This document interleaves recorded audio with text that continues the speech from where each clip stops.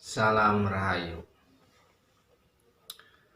Akhir-akhir ini memang banyak berkembang ya di dunia maya ini. Orang-orang yang mengajarkan tentang makna spiritual, makna tentang eh, sebuah fenomena yang dianggap wah seperti itu. Namun sebetulnya itu adalah fenomena palsu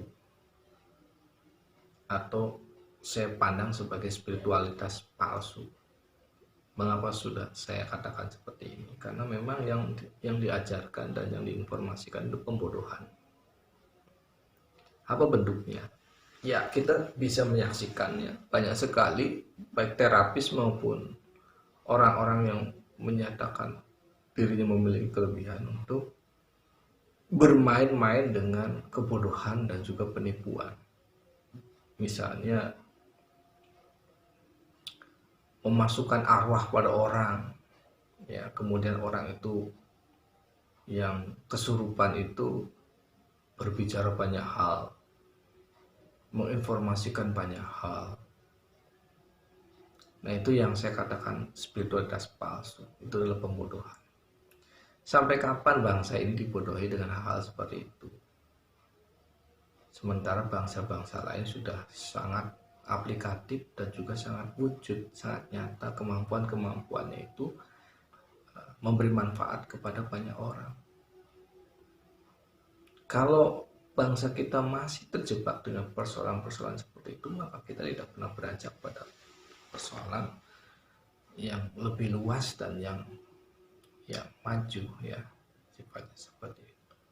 Kita sering melihat bahwa ada orang yang dialog dengan arwah leluhur dengan memasukkannya pada raga orang, ya, seolah-olah dia kesurupan, entah dengan cara seperti apa itu, dengan jampi-jampi atau dengan merasa dia memiliki satu ilmu tertentu yang kemudian itu memasukkannya pada orang. Dan itulah yang menurut saya harus disikapi oleh para spiritualis yang ada di Indonesia, bahwa cara-cara seperti itu sebenarnya cara-cara yang menghilangkan kesadaran intelektual seseorang, baik yang menjadi mediatornya maupun orang yang melihatnya. Orang yang melihatnya itu sama saja dengan menghilangkan kesadaran dirinya dengan melihat hal seperti itu. Akal rasionya memang sengaja dicopot untuk melihat persoalan-persoalan seperti itu, fenomena-fenomena seperti itu. Dan hasilnya apa? Tidak ada hasilnya. Yang saya menjadi kritik terhadap orang-orang yang mengaku mengemban ilmu-ilmu leluhur itu, yang mempraktekkan hal seperti itu sebenarnya berkontribusi terhadap pembodohan generasi-generasi penerus. Nah, itu karena itu bukan ilmu leluhur dalam pengertian yang sebenarnya, ya, sebetulnya. Kalau ilmu yang sebenarnya itu, kalau Anda mau menjadi harimau, jadi harimau beneran, bukan dilihat seolah-olah orang lain atau arwah lain masuk ke raga kita atau teman kita yang kemudian ngomong ngaco, yang ngomongnya sekarang dewek istilahnya dalam bahasa Jawa. Hal seperti itu kalau kita pikirkan itu, kalau kita jelas jeli itu kan benar dan tidak benar, itu kan orang nggak tahu. Dan model-model seperti itu bisa kita ciptakan dengan cara-cara menipu. Disetting saja teman kita itu nanti sebelum di shoot itu, Anda nanti kemasukan ini, kemudian ya terserah kamu ngomongnya apa, seolah-olah bisa gitu kan. Saya tanyain dengan tanya jawab seperti itu. Saya kritik terhadap medsos seperti itu karena ini bisa merusak cara berpikir bangsa kita. Ya, kalau Anda mau merasakan menjadi siluman harimau, ya ada ilmunya dan itu jelas nanti jadi wujud jadi harimau. Orang bisa percaya karena wujud Anda itu harimau di situ. Tapi kalau hanya berpura-pura tidak sadar kemudian ngomong lantur, ya itu diketahui orang. Dan ini yang harus kita didik ke anak cucu kita ke depan itu adalah bahwa gerakan spiritualitas itu adalah gerakan peningkatan kesadaran jiwa. Peningkatan kesadaran jiwa dan outputnya adalah peningkatan kecerdasan rasionalitas. Itu kata kuncinya. Setelah Anda masuk dalam dunia spiritualitas, otak Anda itu jadi cerdas atau enggak, itu aja. Kalau otak Anda itu malah semakin imajinatif yang sifatnya halu, ya Anda belum meningkat secara kesadaran rohani. Kenapa? Karena Anda mungkin baru belajar spiritualitasnya tuh pada saat usia-usia yang sudah sangat sepuh atau terlambat di dalam pengembangan wacana spiritualitasnya, atau tidak mendapatkan guru yang benar untuk masuk pada dunia pencerahan seperti itu.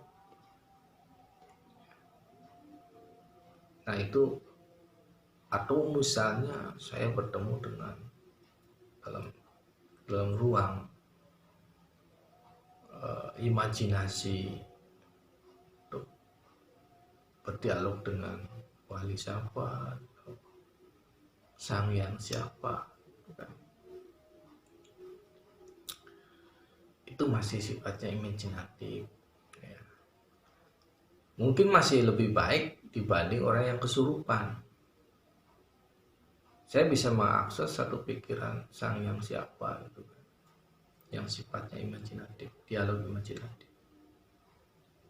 Ya, saya tidak bisa menghadirkan sang yang si A atau si B. Tapi itu kan perspektif.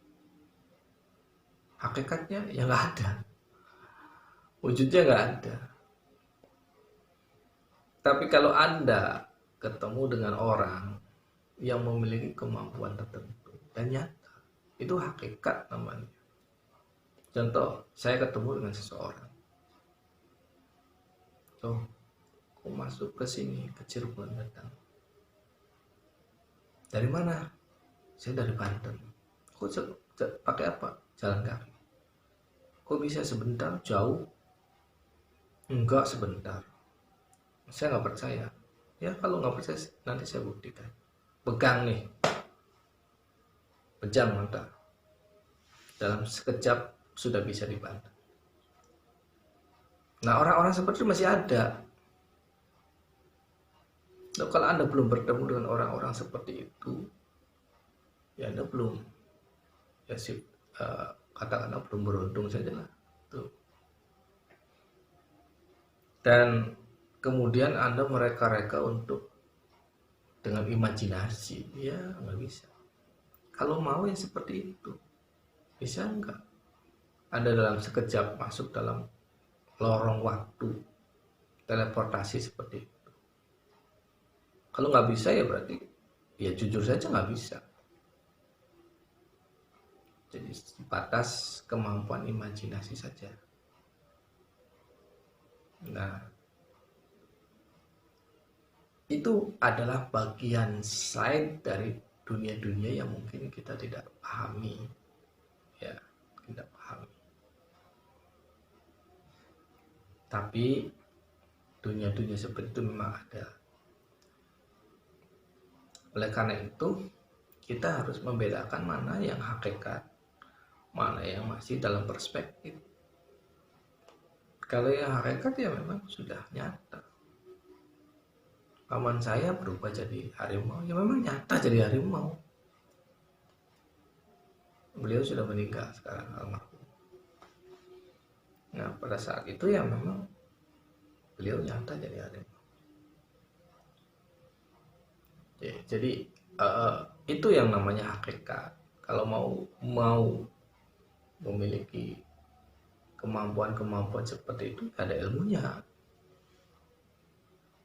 Bukan ngaca para di YouTube untuk memperagakan saya kedatangan kemasukan siluman A, siluman B gitu kan. Itu imajinasi. Karena orang bisa kok disetting dengan kemampuan pikiran untuk mengatakan apa yang saya ingin katakan gitu. Ya hampir sama mirip dengan orang yang kesurupan juga bisa seperti itu. Oleh karena itu cerdaslah dalam berspiritualitas ya. Cerdaslah dalam berspiritual. Karena sebenarnya tujuannya bukan itu. Tujuan spiritualitas adalah kita secara bertahap meningkat kesadarannya, kesadaran jiwanya, kesadaran intelektualitasnya, kesadaran rasanya itu meningkat. Setiap saat itu meningkat. Ada perkembangan di situ. Ada kecintaan terhadap semesta. Jadi memandang binatang dengan rasa cinta, memandang tumbuhan dengan rasa cinta, apalagi manusia. Sehingga kita tidak tergoda untuk konflik dengan kelompok lain, agama lain. Mereka punya sisi baiknya ya. Nah, sisi yang Anda tidak sepakati yang usah dilihat, itu aja.